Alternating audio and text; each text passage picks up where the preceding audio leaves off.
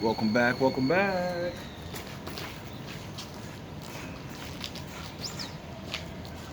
Hope you guys doing alright. No, I am. I'm gonna go over here, it's a little dark. A little too dark for you. Nice regular day. See, that snow didn't last for long. The sun keeps coming out like this. Should be cleared up by tomorrow. It's good news for me though. When it's cold outside, nobody likes to go out. If nobody goes out, you know, ain't gonna be no trash on the floor. Makes it easy for me. I don't really like easy, but you know. I don't know. Feel good. These little things keep happening. And wow. 99. I guess I gotta figure out what that means now.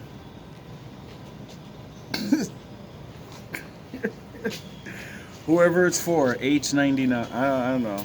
99. Anyway,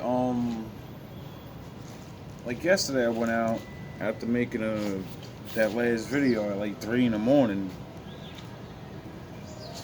And I'm like, yeah, let me go to the store real quick. And instead of going to the normal store that I normally go to, I said, nah, go to the gas station, right? I go to the gas station, get my Dutch. I walk back out the gas station, and as I'm walking by, I noticed there's $5 on the floor in the snow. I said, what is that? That ain't real. It's probably like one of those wrappers to a candy or, you know. So I walk up to it, and I kick it, and I'm like, oh, that's $5. Thank you, Lord. Daddy, I needed that. Now I ain't gonna go to work walking tomorrow. I'm gonna take that money, and I'm gonna use it just to get on the bus, cause we know we gonna be out here barehanded like a bandit. So that was like, my father always come through in the littlest ways. And I wasn't even asking for it, you know what I mean? I was ready to walk. I got a little, $2 is not much money to jump on the bus, but you know, I need other things. I'd rather walk. So that was just amazing. So, you know, I got my little extra coffee this morning. That was good.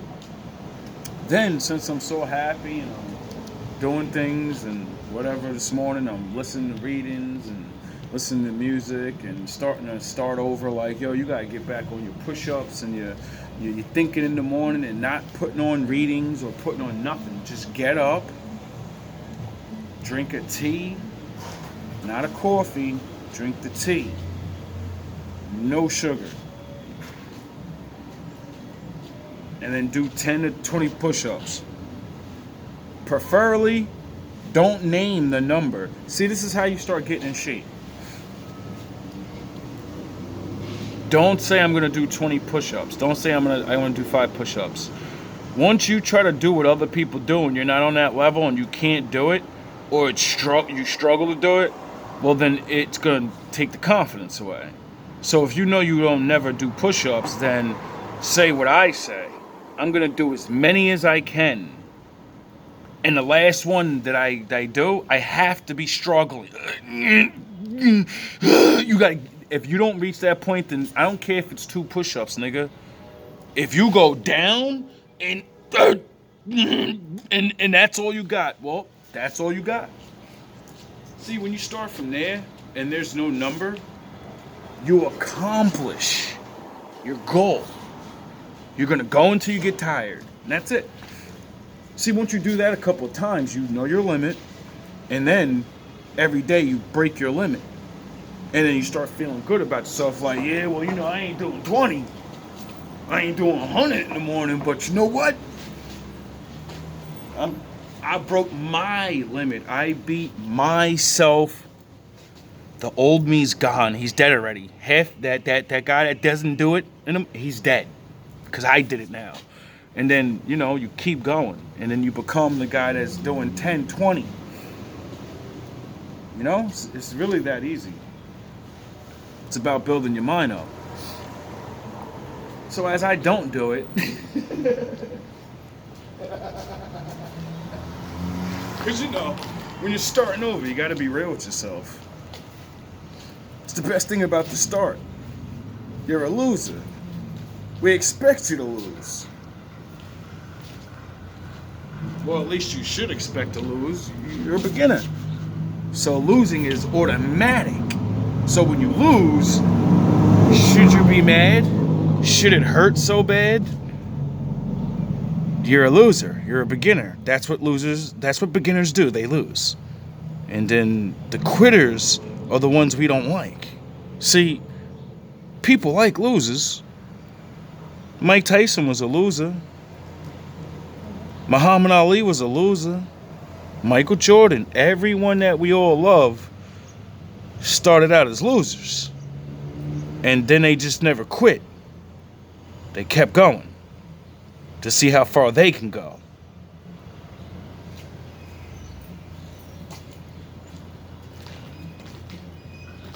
Then, with good help, trainers, men that knew of the old days and the old ways of building a man up through his mind.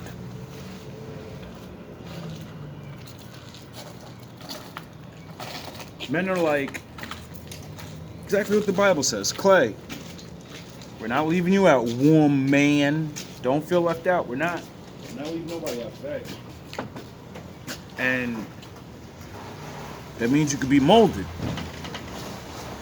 See, everybody's worrying about the image. The thing my father told everybody, don't worship it.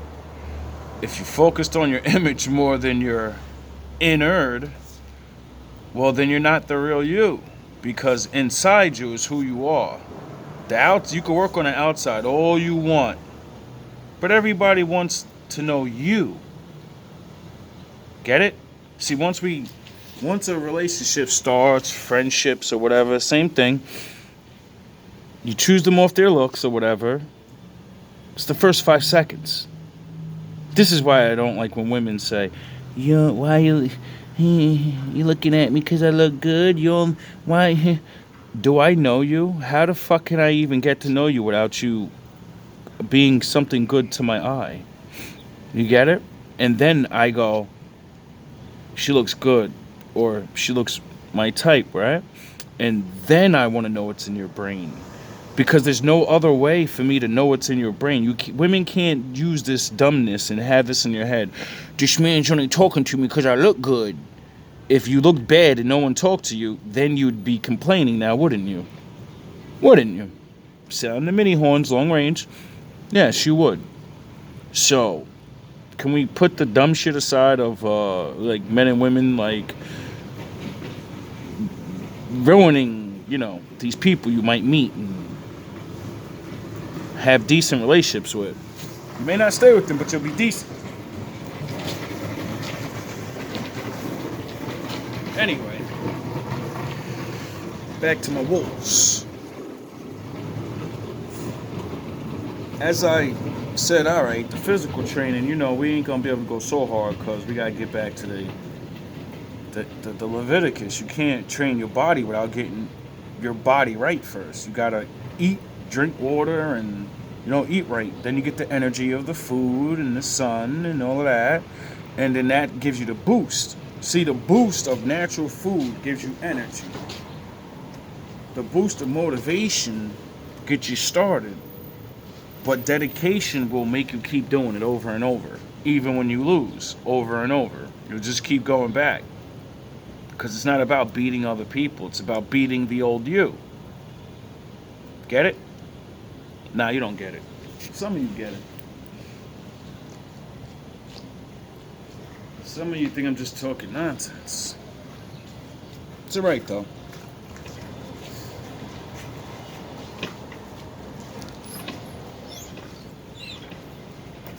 So I come into work today, after, listening to things, and I'm calming myself down, getting ready for this coldness, because it's all mental.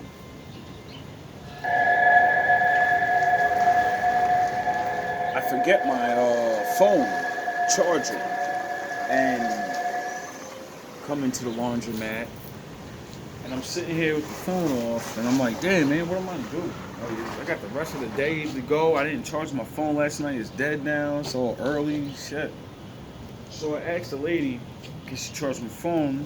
And she does. And she tells me, like, yo, when anybody else here, don't ask. And I said, I already know. That's why I only talk to you anyway. I don't talk to anybody about anything else. She doesn't speak English, and I barely speak Spanish. She barely speaks English, I barely speak Spanish, but we can communicate enough, you know? Maybe she's nice to me because all the days I sit in the laundromat and I see struggling women and struggling old people coming in with two big loads, and I open the door for them. Maybe that's what it is. Maybe because when there's not much on my route and it's the morning and, like, I guess garbage blows up from the street more than likely, or people just throw it out here in the parking lot because they're, chilling inside. I'll just tell her in the morning as she's about to come out and sweep, I'll be like, no. I got this today. Go inside. And she'll be like, dang it. You know how many times I've done that for her? Maybe that's why. Maybe actually doing things first for people build, these little things.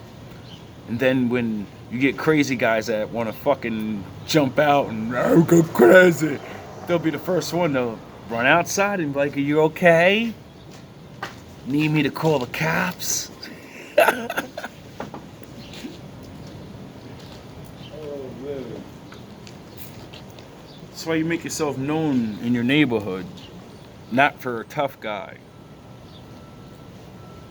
As a good man, it's what your job can do for you. Especially when you got the advantage of being outside. See, this job sucks. I don't like it, Don't get paid much, but, you're outside fighting the elements, cold or extreme hot.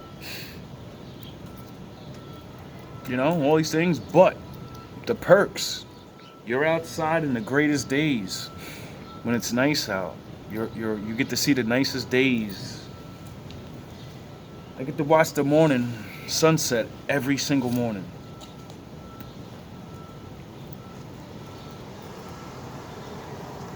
While everyone else is asleep or getting ready for work. I'm already out there. Getting my shit ready. Watching the sun rise over this school in the front and a big church in the back. Oh, St. Michael's Church.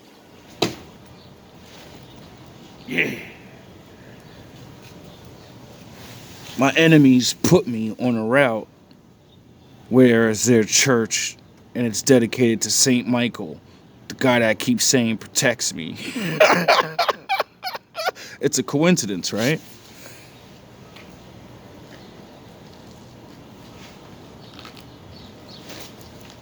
Oh, yeah.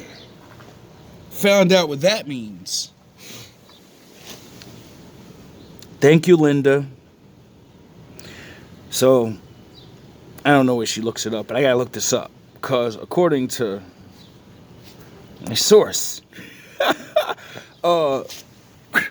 that diamond down means intuition and intellect and insight and all these, like, things that I be talking about. And I didn't know that at all. See, me being Mr. Master Windu, reverse everything in the world and know that they're doing shit and you just reverse it. I always seen Jay-Z do that. The right? And then I learned from mathematics that shapes mean things and all that. So then I looked that up, and then that leads to Egyptian shit and all, back in the day. And that was like a symbol of, like, power, And then I learned in this stuff that it was a symbol of a penis, right? And I said, that might be smart. I get it now. He throws it up, and he's demonstrating. He's rapping. I'm the boss. I'm Hova, nigga. You know what I'm saying? Like, he's representing masculinity at a high level. So then using that symbol would, didn't everybody run around and throw the fucking symbol up? So when in my mind, and then all the bad guys, supposedly, they all do that too, and they're not in the Rockefeller. So what the fuck are they doing it for? And I said, because I don't know. I said, all right, well, I guess that's a symbol of their whatever. And I said, well, I'm gonna do the opposite, because the opposite's always the good thing. Maybe, maybe not. I don't know. So then I say, fuck that. I mean, when I first did it, I said, I don't even know why. Don't even do that, nigga. Like, you might be doing some bad things. Like, all the things I do it because I feel it, and I've already studied these things. And I was like, I think I'm right. So let's, how the Lord does. If you're wrong, He'll punish you. So we're gonna find out one way or another. The risk that I take for you people, like, it's ridiculous. So,